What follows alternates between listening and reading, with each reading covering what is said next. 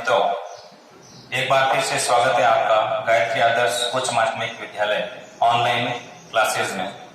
सामाजिक विज्ञान कक्षा 10वीं बोर्ड छठा पाठ केंद्र सरकार राजनीति का पाठ हम पढ़ रहे थे। आगामी कक्षाओं में हमने जो है सरकार का अर्थ, उसके स्तंभ और व्यवस्थापिका, कार्यपालिका, न्यायपालिका, उनके अंग और उसके बाद संसद के बारे में पढ़ा। लोकसभा, राज्यसभा, उनकी सदस्य संख्या, उनका विभाजन और सदस्यों का चुनाव, कार्यकाल इत्यादि के बारे में। आज हम संसद के कार्य और शक्तियों के बारे में पढ़ेंगे। उससे पहले लोकसभा अध्यक्ष के कार्य और शक्तियों के बारे में थोड़ी सी चर्चा करेंगे। तो देखते हैं लोकसभा अध्यक्ष के कार्य। जैसा कि पूर्व की कक्षा में मैंने आपको बताया था कि लोकसभा अध्यक्ष का निर्वाचन लोकसभा की पहली बैठक में ही लोकसभा के सदस्यों द्वारा साधारण बहुमत से किया जाता है और साधारण बहुमत से ही उन्हें वापस हटाया जाता है। तो लोकसभा अध्यक्ष के क्या कार्य होते हैं, उनकी क्या शक्तियां होती हैं, उसके बारे में आज चर्चा करेंगे। नॉर्मली तौर पे आपको बताना चाहूंगा कि जिस प्रकार हमारी क्लास में एक मॉनिटर होता है, उसी प्रकार लोकसभा का मॉनिटर होता है लोकसभा अध्यक्ष। मॉनिटर की तरह ही हमारी क्लास का मॉनिटर हमारी कक्षा में शांति व्यवस्था बनाए रखना है, कक्षा में कौन सी प्रतिक्रिया कब क्या करनी है उसका भी निर्धारण वो करता है, ठीक है। और कक्षा की कोई भी अगर कोई शिकायत है, समस्या है, कोई सुझाव है तो जो है प्रधानाध्यापक महोदय तक पहुंचाता है। ये सारे कार्य हमारी कक्षा का मॉनिटर करता है। उसी प्रकार लोकसभा का अध्यक्ष भी कार्य करता है। देखते हैं पहला कार्य, सदन की सभी बैठकों की अध्यक्षता करना। जी हाँ, लोकसभा अध्यक्ष का मुख्य कार्य होता है, सबसे पहला सर्वप्रथम कार्य, कि लोकसभा की जितनी भी बैठकें होती हैं, चाहे संयुक्त अधिवेशन हो, उस सभी अधिवेशनों की अध्यक्षता लोकसभा अध्यक्ष द्वारा की जाती है। दूसरा है, अध्यक्ष होने के नाते जो है सदन में यानी लोकसभा में शांति व्यवस्था बनाए रखना। अध्यक्ष होने के नाते सदन में शांति व्यवस्था कायम रखना, अनुशासन बनाए रखना, ये जो है लोकसभा अध्यक्ष का कार्य है। आगे, सदन की समस्त कार्यवाही और कार्यक्रम निश्चित करना। ये कार्य लोकसभा अध्यक्ष का होता है कि सदन में किस समय कौन सी कार्यवाही करनी है और किस समय किस कार्यक्रम को चलाना है या फिर किस कार्यक्रम पे जो है वाद विवाद करना है। उसके अलावा भी विभिन्न विषयों पर वाद विवाद का समय जो है निर्धारित करना, वाद विवाद के संबंध में जो है समय निश्चित करना, ये कार्य भी लोकसभा अध्यक्ष ही करता है। तो सदन में कार्यवाही व कार्यक्रम किस समय कौन सी कार्रवाई करनी है, कार्यक्रम करना है, वो निश्चित करना। और अगर कोई विषय संबंधी, बहुत सारे विषय होते हैं जिसमें जो है लोकसभा में वाद विवाद चर्चा चलती रहती है, तो कौन से विषय पर कब चर्चा करनी है, ये सारे कार्यक्रम और समय निश्चित लोकसभा अध्यक्ष द्वारा किए जाते हैं। अगला कार्य है, सदन की कुछ समितियां होती हैं, जैसे प्रवर समितियां वगैरह, तो उन समितियों का जो अध्यक्ष होता है वो लोकसभा अध्यक्ष होता है, यानी सभापति भी कह सकते हैं हम, कि सदन की जो समितियां होती हैं उसके सभापति या अध्यक्ष के रूप में कार्य करना। अगला कार्य है कि कोई विधेयक धन विधेयक है या नहीं, ये निर्णय सिर्फ लोकसभा अध्यक्ष द्वारा ही लिया जाता है। बहुत सारे विधेयक प्रस्तुत किए जाते हैं लोकसभा में। अब धन विधेयक जो प्रस्तुत किया जाता है वो धन विधेयक है या नहीं है, इस संबंध में जो निर्णय लेने का कार्य है वो सिर्फ लोकसभा अध्यक्ष द्वारा ही किया जाता है। कोई विधेयक धन विधेयक है या नहीं, इसका निर्णय करना। अब संसद और राष्ट्रपति के मध्य एक कड़ी के रूप में कार्य करना, अर्थात संसद और राष्ट्रपति के मध्य जो सारा जो पत्र व्यवहार है वो लोकसभा अध्यक्ष के द्वारा किया जाता है। सदन की कार्यवाही से जो है राष्ट्रपति को अवगत कराता है लोकसभा अध्यक्ष। सदन और राष्ट्रपति के मध्य जो है सारा पत्र व्यवहार लोकसभा अध्यक्ष के द्वारा ही किया जाता है। ये हो गया आपके लोकसभा अध्यक्ष के कार्य और शक्तियां। अब हम आगे संसद के कार्य और शक्तियों के बारे में जानकारी प्राप्त करेंगे।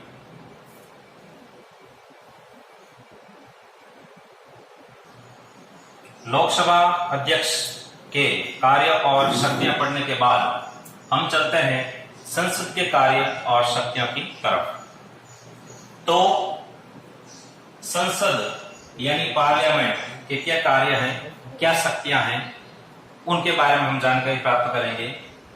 सबसे पहले आपके आती हैं विधायी शक्तियां।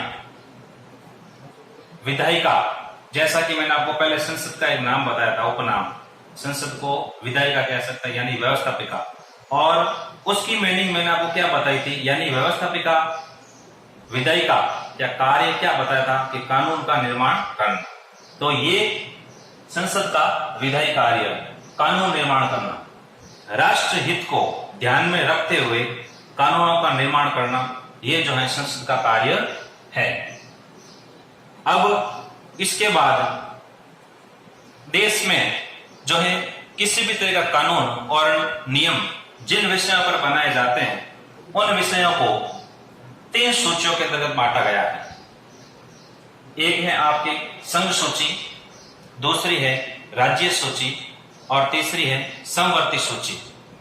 संघ सूची में अंतर्राष्ट्रीय मामलों से संबंधित विषय होते हैं जिन पर कानून और नियम बनाने का अधिकार सिर्फ और सिर्फ केंद्र सरकार को होता है। दूसरी सूची होती है राज्य सूची, जिसमें स्थानीय मामले संबंधित नियम और कानून मामले होते हैं जिन पर कानून निर्माण करने का अधिकार जो है राज्य सरकार को होता है। उसके बाद में तीसरी सूची होती है आपके समवर्ती सूची। सामान्य मामले, ऐसे कंबाइंड मामले जिस पर सामान्य तौर पर हम कह सकते हैं कि जैसे लोक कल्याण के मामले कोई भी, तो ऐसे मामलों पर जो है संघ सरकार और राज्य सरकार दोनों जो है कानून बना सकती है। लेकिन एक शर्त है, अगर कोई विषय समवर्ती सूची का विषय है और उस पर राज्य सरकार ने भी कानून बना दिया है और संघ सरकार ने भी कानून बना दिया है। अब अगर राज्य और संघ दोनों सरकारों के कानूनों के बीच अगर विरोध की स्थिति उत्पन्न हो जाए या विवाद की स्थिति उत्पन्न हो जाए, तो ऐसी स्थिति में कौन सी सरकार का जो कानून है वो मान्य होगा? संघ सरकार का। देखिए, संघ और समवर्ती सूची पर कानून निर्माण करना, संसद को यानी संघ सरकार को संघ सूची के विषयों पर और समवर्ती सूची के विषयों पर कानून निर्माण करने का अधिकार है, ये उसका कार्य है। जैसा कि मैंने आपको बताया कि समवर्ती सूची का अगर कोई विषय है जिस पर कानून निर्माण करने का अधिकार राज्य और संघ दोनों सरकारों को है, अगर दोनों सरकारों में विरोध की स्थिति उत्पन्न पैदा हो जाती है या विवाद की स्थिति पैदा हो जाती है, तो ऐसी स्थिति में संघ सरकार द्वारा कानून ही मान्य होगा। इसके अलावा सभी विषयों को संघ सूची, केंद्र जो है राज्य सूची और समवर्ती सूची में बांटने के पश्चात कुछ ऐसे विषय रह जाते हैं जो इन तीनों सूचियों के अंतर्गत नहीं आते हैं। उन विषयों को एक अलग स्थान में रखा जाता है, उसे हम अवशिष्ट शक्तियां कहते हैं। ऐसे विषय जो तीनों सूचियों के अंतर्गत नहीं आते हैं वो अवशिष्ट विषय कहे जाते हैं। उन विषयों पर भी जो है कानून बनाने का अधिकार संसद को होता है। अवशिष्ट विषयों पर कानून निर्माण करने की शक्ति संसद के पास है।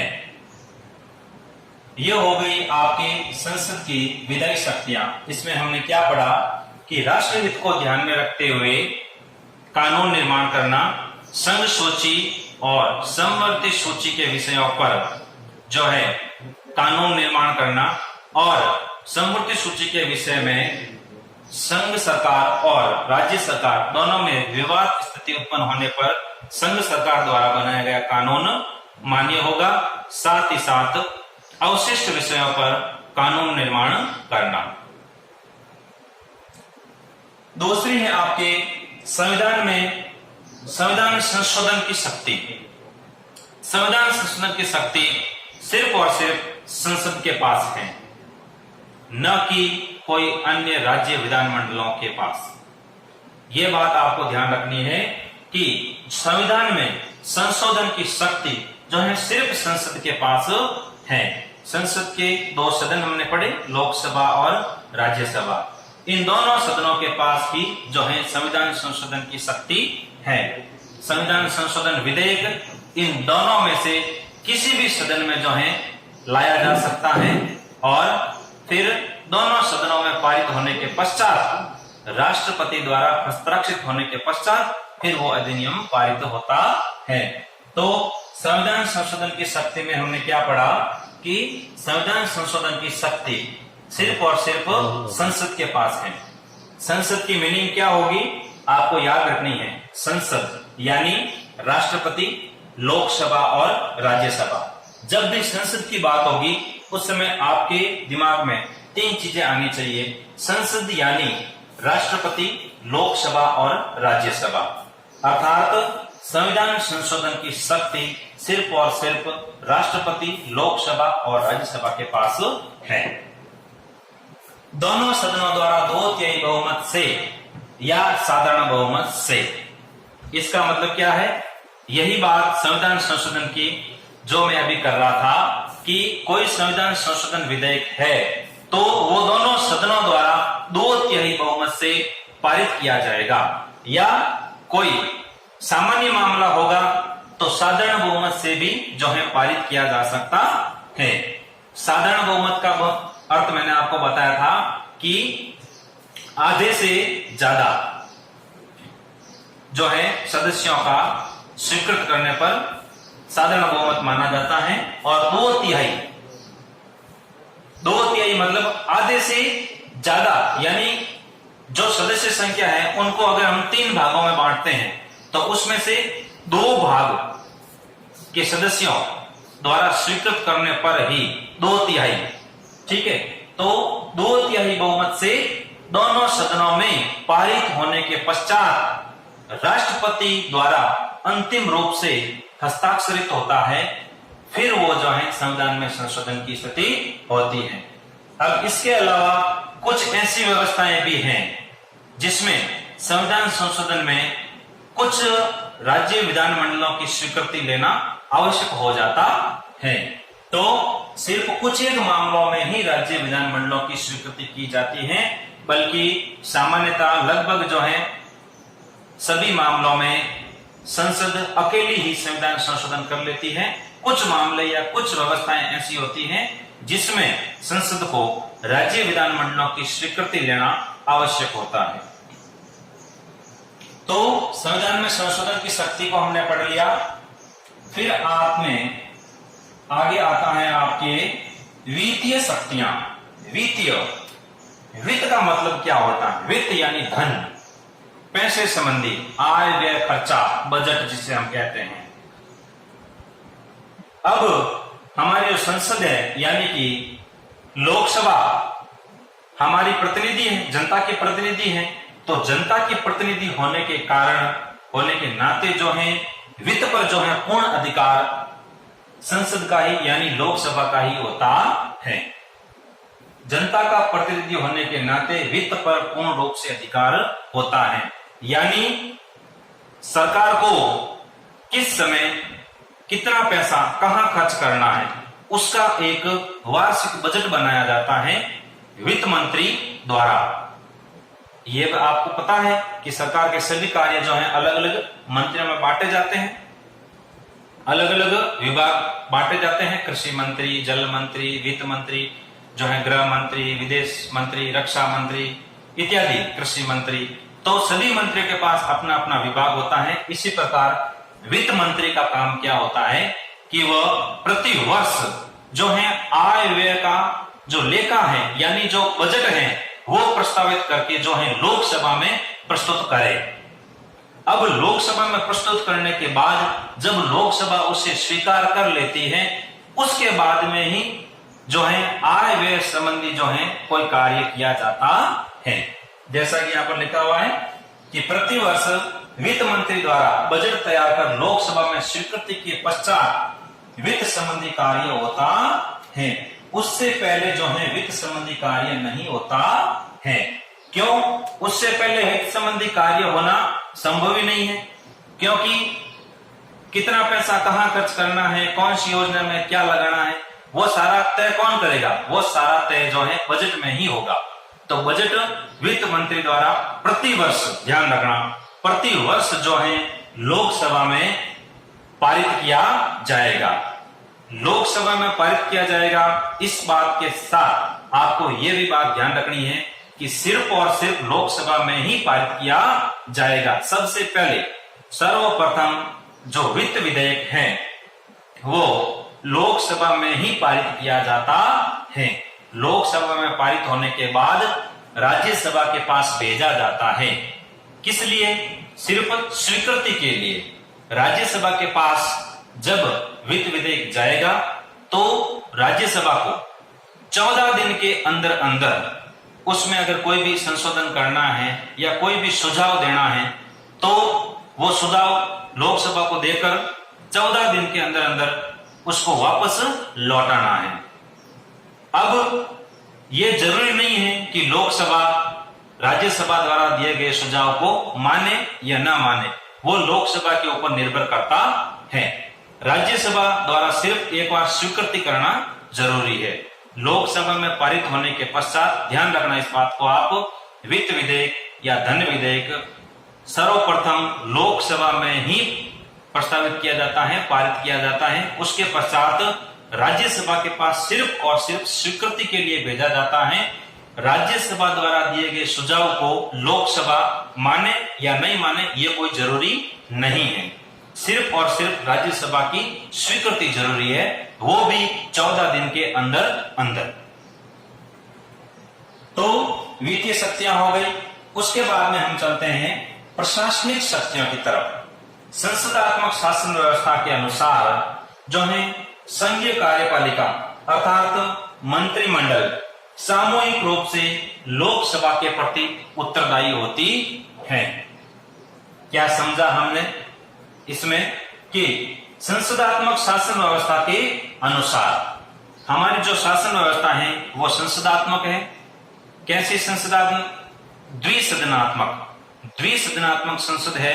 तो उसके अनुसार जो हमारी संघीय कार्यपालिका है, यानी संघीय कार्यपालिका में कौन कौन होते हैं मैंने आपको पहले बताया था, राष्ट्रपति, उपराष्ट्रपति, प्रधानमंत्री और प्रधानमंत्री की मंत्रिपरिषद यानी मंत्रिमंडल। जो मंत्रिमंडल होता है अर्थात मंत्रिमंडल, यहां लिखा हुआ है संघीय कार्यपालिका अर्थात मंत्रिमंडल सामूहिक रूप से जो है सिर्फ और सिर्फ लोकसभा के प्रति उत्तरदायी होती है। क्यों?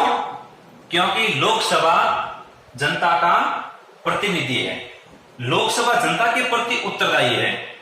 इसलिए जो है मंत्रिमंडल वह लोकसभा के प्रति उत्तरदायी होता है। इसलिए प्रशासन में जो है इसका महत्वपूर्ण योगदान होता है। लोकसभा में विश्वास मत प्राप्त होने तक ही मंत्रिमंडल अपने पद पर जो है बना रहता है। इसका अर्थ हमने क्या समझा कि लोकसभा में विश्वास मत हासिल होने तक ही मंत्रिमंडल अपने पद पर बना रहता है। यानी मंत्रिमंडल कौन होता है? लोकसभा का ही तो अंग होता है, वह सरकार होती है। वह सामूहिक रूप से लोकसभा पर उत्तरदायी क्यों है? क्योंकि मंत्रिमंडल तब तक जीवित है या तब तक जो है अपने पद पर बनी हुई है कि जब तक उसे लोकसभा में विश्वास मत हासिल है। विश्वास मत का मतलब यह है कि लोकसभा मंत्रिमंडल में विश्वास रखती है।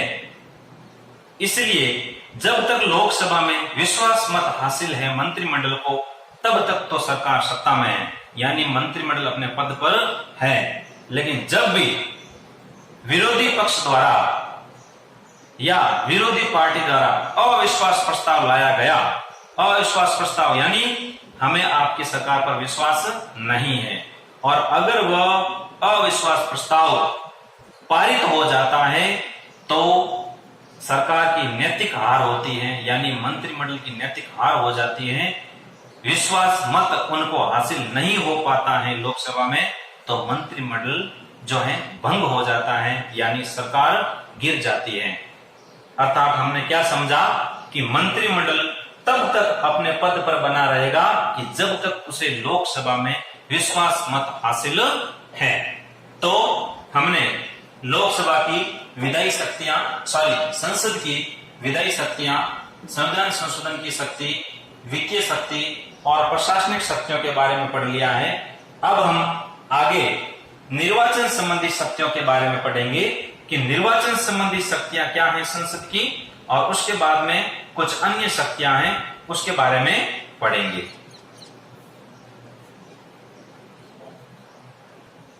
चलिए, संसद की विधायी, वित्तीय और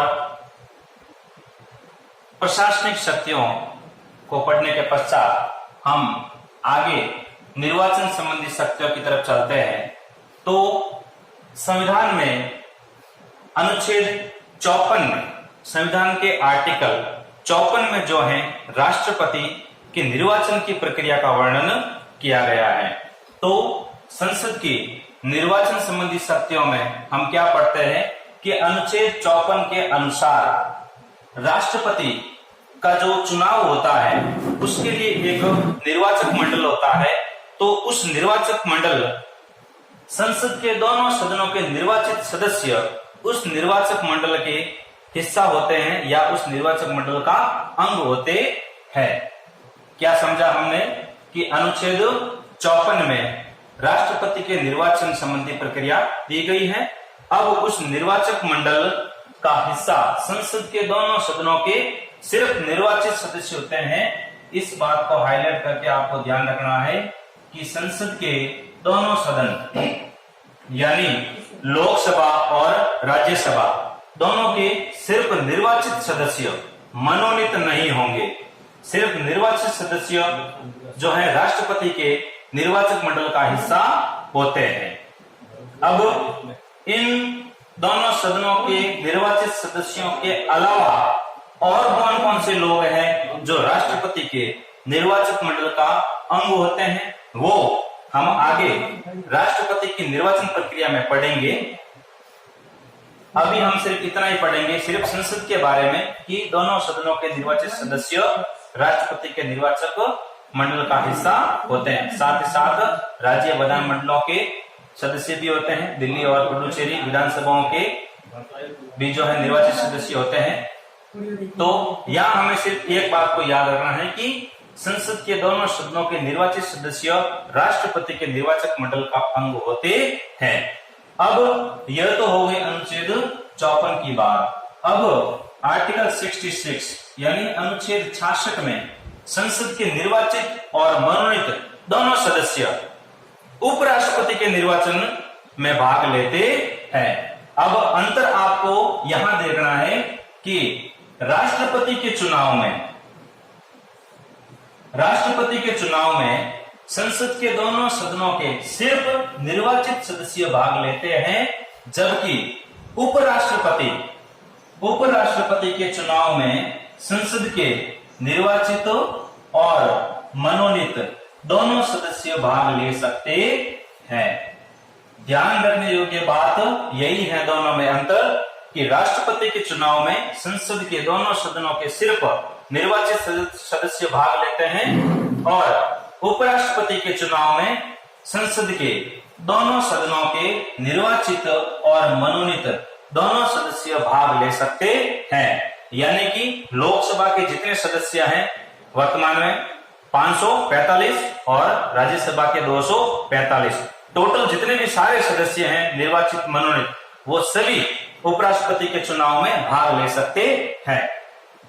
ये हो गई आपके संसद की निर्वाचन संबंधी शक्ति।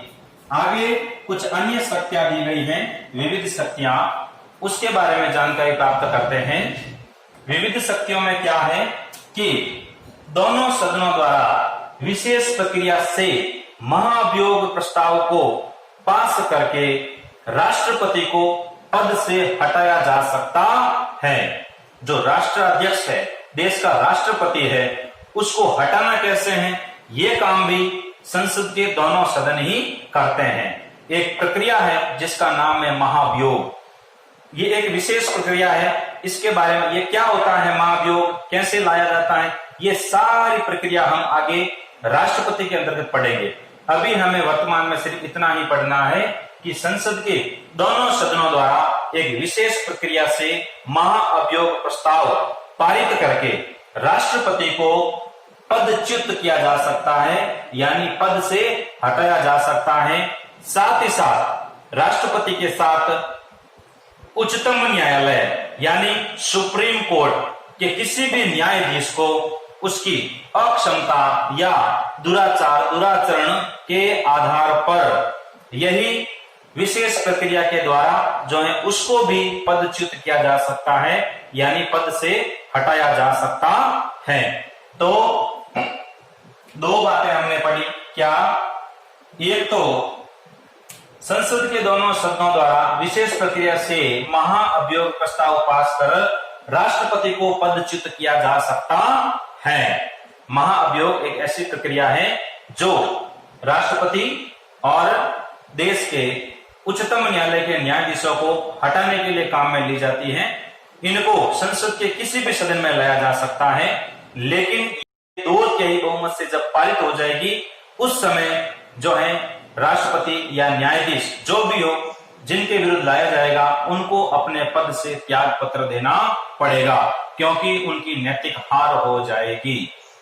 तो महाअभियोग द्वारा राष्ट्रपति को हटाया जा सकता है और महाअभियोग के जैसी ही प्रक्रिया द्वारा उच्चतम न्यायालय के किसी भी न्यायाधीश को उनकी अक्षमता यानी कि भी ये कार्य करने के लिए अक्षम है, सक्षम नहीं है या उसका आचरण अच्छा नहीं है, तो दुराचरण के आधार पर या अक्षमता के आधार पर, सिर्फ इन्हीं आधारों पर जो है महाअभियोग की प्रक्रिया द्वारा उनको पद से हटाया जा सकता है। लेकिन शर्त क्या होगी कि ऐसा प्रस्ताव दोनों सदनों में 2/3 बहुमत द्वारा पारित होना आवश्यक है।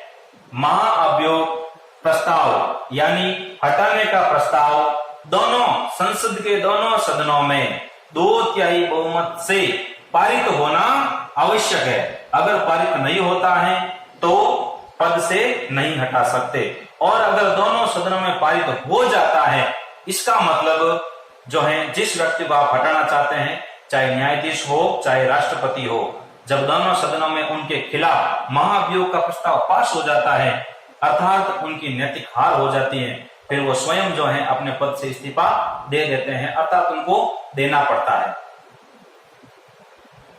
फिर उपराष्ट्रपति, ये तो हो गई राष्ट्रपति और न्यायाधीशों को हटाने की बात। अब उपराष्ट्रपति को कैसे हटाया जाएगा कि उपराष्ट्रपति को हटाने का प्रस्ताव राज्यसभा द्वारा प्रस्तावित होना आवश्यक है, लोकसभा द्वारा प्रस्तावित होना आवश्यक नहीं है। उसका सिर्फ लोकसभा का सिर्फ अनुमोदन आवश्यक है।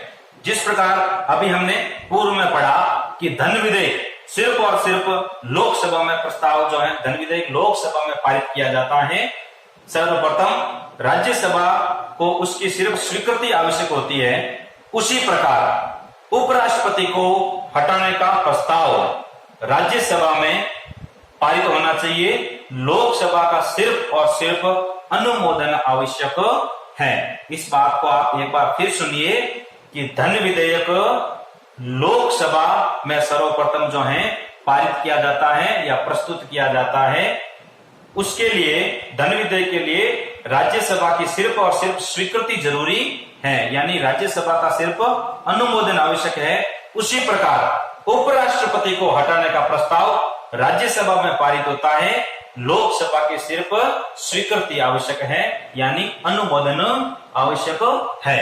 लोकसभा द्वारा सिर्फ अनुमोदित होना चाहिए उपराष्ट्रपति को हटाने का प्रस्ताव।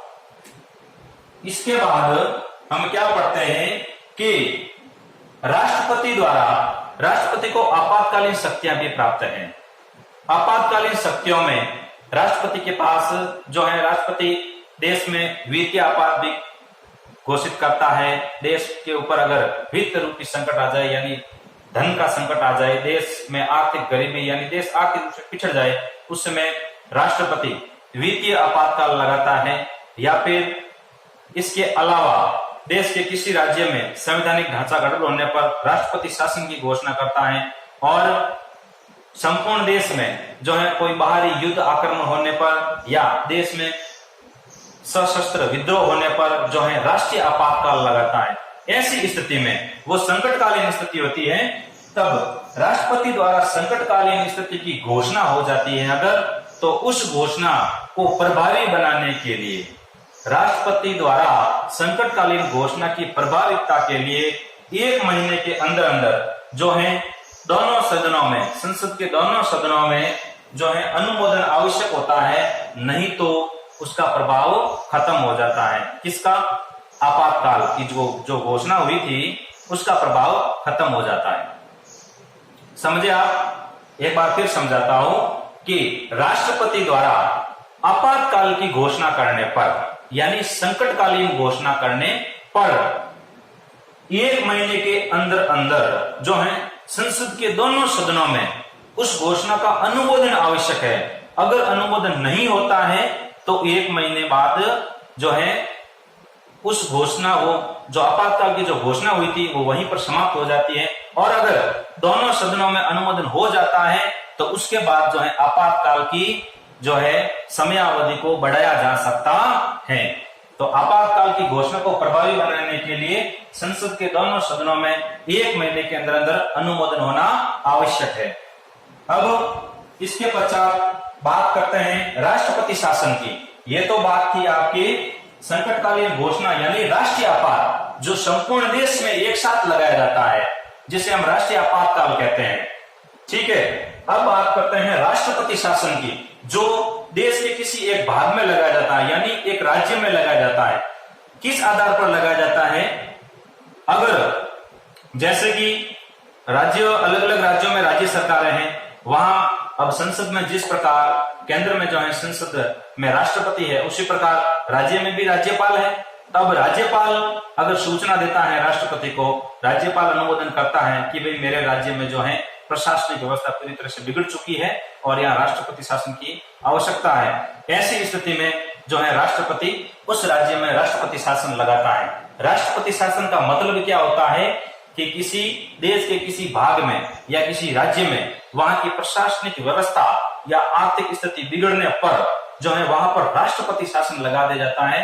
राष्ट्रपति शासन लगाने का अर्थ है कि उस राज्य की सरकार भंग हो जाती है, यानी उस राज्य में जो सरकार काम कर रही है, जो सरकार वहां शासन कर रही है, उस सरकार का शासन जो है समाप्त हो जाता है और उस राज्य में शासन जो है सीधा केंद्र सरकार द्वारा संचालित होता है, यानी सीधा संसद जो है उस राज्य में शासन करती है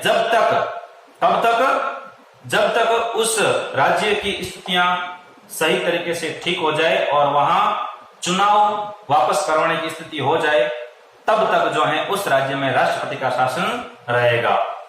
इसके अलावा काफी बार ऐसा हो जाता है कि राष्ट्रपति को जो है राज्यपाल सूचना देता ही नहीं है, तो राष्ट्रपति जो है अपने माध्यम से ही जो है पता कर लेता है। अगर राष्ट्रपति को पता चल जाता है कि उस फला राज्य में जो है प्रशासनिक व्यवस्था बिगड़ चुकी है और वहां राष्ट्रपति शासन लगाने की आवश्यकता है, तो वहां राष्ट्रपति जो है राष्ट्रपति शासन की घोषणा कर देता है। तो ऐसी स्थिति में राष्ट्रपति शासन को आगे बढ़ाने के लिए संसद के दोनों सदनों की स्वीकृति आवश्यक होती है। एक बार में जो है 6 माह के लिए लागू होता है। अब उसको अगर आगे बढ़ाना है तो संसद के दोनों सदनों की स्वीकृति होगी। अब स्वीकृति मिल जाएगी तो राष्ट्रपति शासन और 6 माह के लिए आगे बढ़ा जा सकता है, और फिर स्वीकृति लेकर और 6 माह तक जो है आगे बढ़ा जा सकता है। सर्वाधिक जो है अधिकतम 3 साल तक, 3 वर्ष तक जो है राष्ट्रपति शासन लगाया जा सकता है। इस प्रकार दोनों आपातकाल में हमने क्या पढ़ा कि राष्ट्रीय आपातकाल में जो है उसको प्रभावी बनाने के लिए 1 महीने के अंदर अंदर संसद के दोनों सदनों का अनुमोदन आवश्यक है। साथ ही साथ राष्ट्रपति शासन को आगे बढ़ाने के लिए जो है संसद के दोनों सदनों की स्वीकृति भी आवश्यक है। यहाँ आपके संसद की कार्य और शक्तियां समाप्त होती है। अब हम कल की क्लास में जो है लोकसभा और राज्यसभा के कार्य और उनकी शक्तियां पढ़ेंगे। धन्यवाद।